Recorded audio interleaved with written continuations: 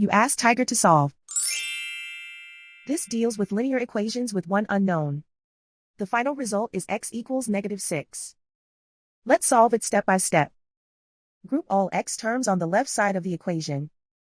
Subtract 22x from both sides. Group like terms.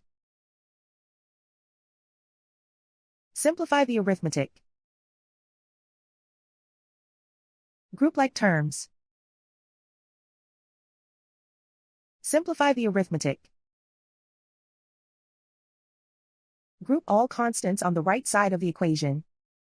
Add 32 to both sides. Simplify the arithmetic.